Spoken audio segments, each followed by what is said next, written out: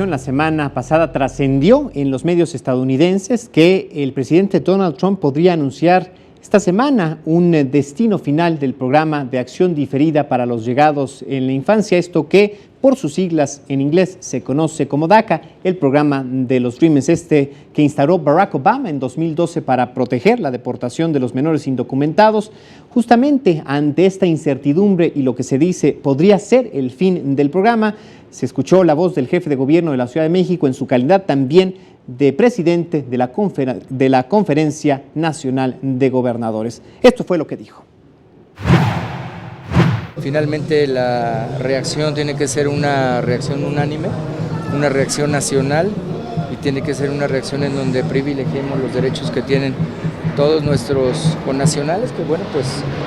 nacieron allá, crecieron allá